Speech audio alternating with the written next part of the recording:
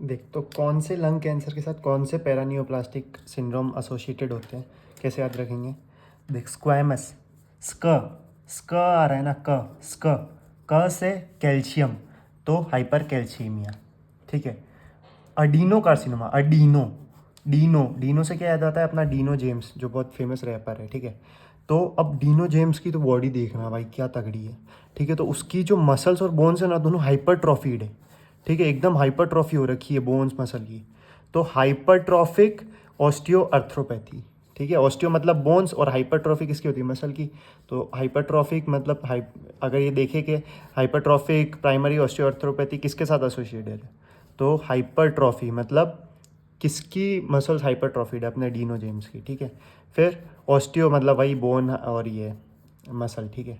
फिर non small cell lung carcinoma और small cell, अब इसमें कैसे डिफ्रेंशिएट करेंगे? देख, स्मॉल को तो अपन को याद रखना है स्मॉल मेंटेलिटी से। ठीक है, स्मॉल मेंटेलिटी से। और नॉन स्मॉल बोलेगा कि मैं स्मॉल नहीं हूँ। ठीक है, मतलब स्मॉल नहीं हूँ मैं भाई, मैं बहुत बड़ा हूँ, मैं बहुत पैसे वाला हूँ। ठीक है, वैसे वाला। तो वो कैसे जताएगा कि मैं स्मॉल नहीं हूँ, मैं तुम लोगों से बड़ा हूँ?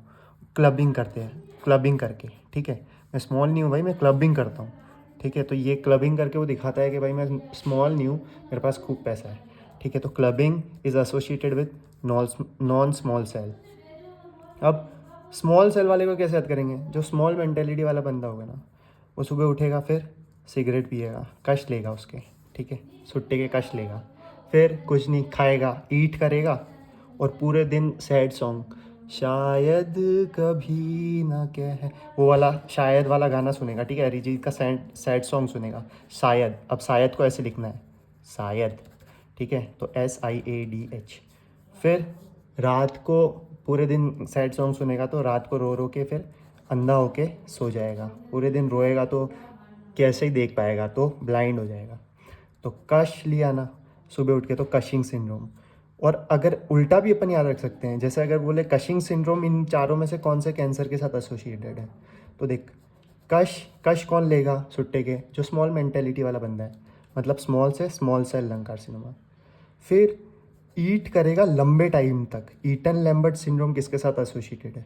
तो देख, ईट करेगा लंबे टाइम तक भाई। अब जो जिसके पास कुछ काम है वो तो जल्दी जल्दी ईट करके का निपटा देगा, पर ये जो स्मॉल मेंटेलिटी वाला है ना, वो पूरे टाइम तारक मेहता चला लेगा और देखता ही रहेगा, और लंबे टाइम तक खाएगा, 1 घंटे तक खाना ही खाएगा। तो ईट करेगा लंबे टाइम तक, तो उसकी स्मॉल मेंटेलिटी है, तो स्मॉल सेल लंग कार्सिनोमा। फिर शायद, SIADH मतलब शायद गाना कौन सुनेगा?